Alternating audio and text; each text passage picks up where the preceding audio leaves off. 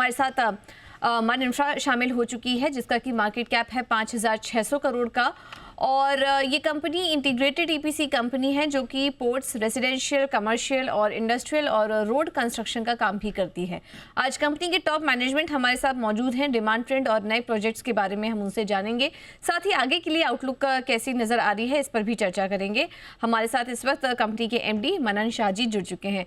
मनन जी, धन्यवाद आज आपका समय देने के लिए। मनन जी, पहले तो ये बताइए, अभी हाल ही में कंपनी ने एक बड़ा प्रोजेक्ट लॉन्च किया है। इंडिया की जो सबसे बड़ी रेसिडेंशियल टावर है वो आपने तारदेव में मुंबई में लॉन्च की है। इसके बारे में कुछ बताइए। कब तक ये प्रोजेक्ट जो है वो कंप्लीट होगा और एस्टिमेटेड रेवेन्यू पोटेंशियल इसमें कितना देख रहे हैं आप? ये जो प्रोजेक्ट है इसका नाम है आराध्य आवान।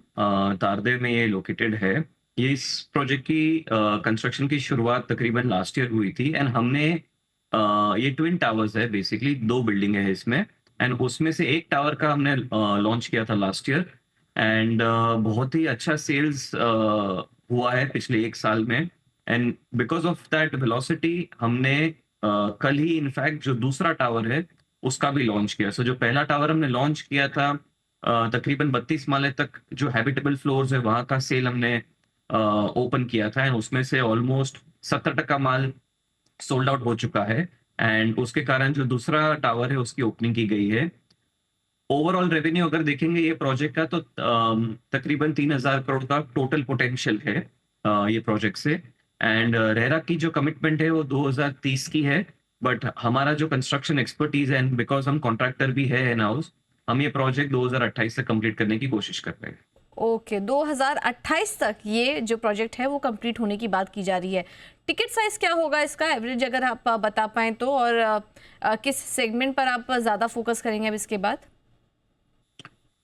यहाँ पे मल्टीपल इन्वेंट्री ऑप्शंस अवेलेबल है। 3 ओके। बीएचके भी है, 4 बीएचके भी है एंड 5 बीएचके भी है। इसमें भी काफी सारी साइजेस अवेलेबल है। ओके। 3 बीएचके तकरीबन 1300 स्क्वायर फीट से शुरुआत होती है, 1450 स्क्वायर फीट तक जाता है।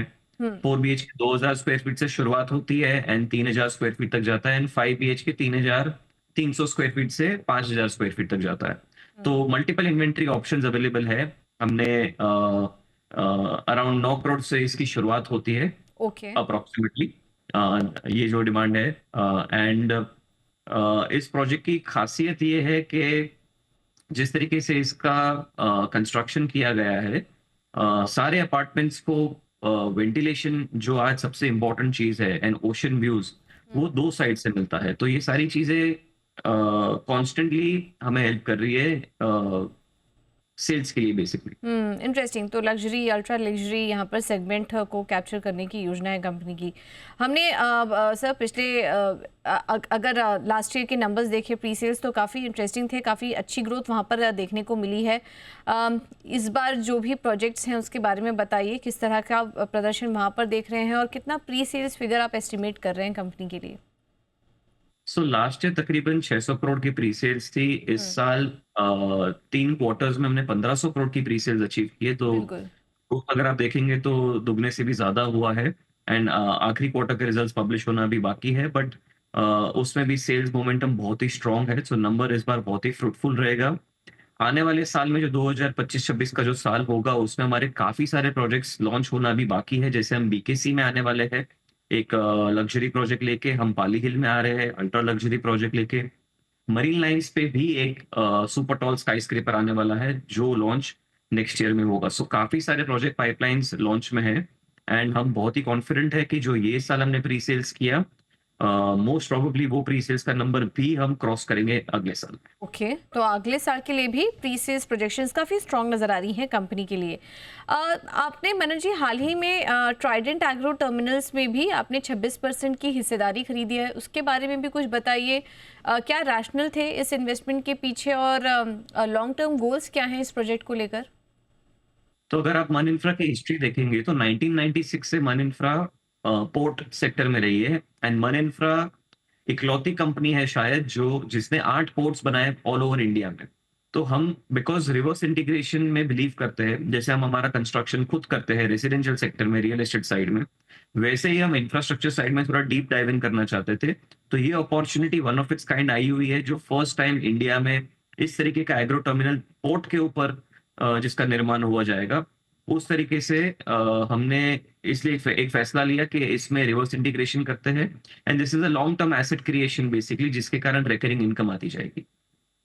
आपके बाकी प्रोजेक्ट्स के बारे में बताइए, स्पेशली जो इंटरनेशनल प्रोजेक्ट्स हैं, यूएस में भी आपके कुछ कारोबार हैं, वहाँ पर किस तरह का प्रदर्शन देखने को मिल रहा है और क्या कोई और भी ज्योग्राफीज हैं जहाँ पर कि आप अपना फोकस बढ़ाएंगे?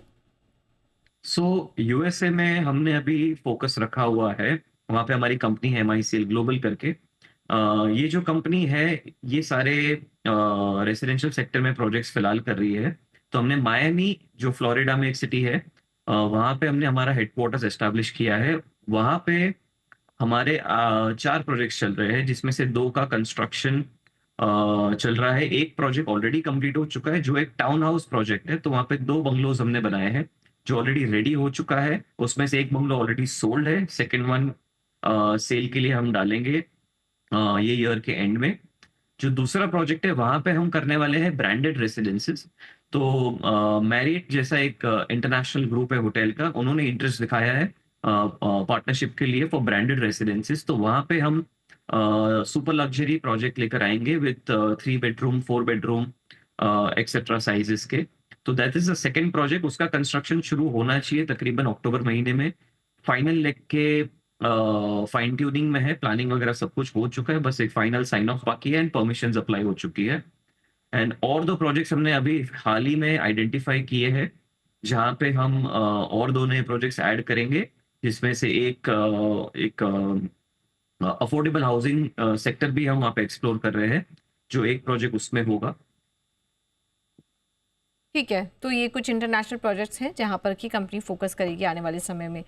और राइट मनन जी, बहुत बहुत धन्यवाद आपका आज समय देने के लिए और कंपनी के ग्रोथ आउटलुक्स पर, आपके प्रोजेक्शंस पर हमारे साथ बात करने के लिए। Thank you so much.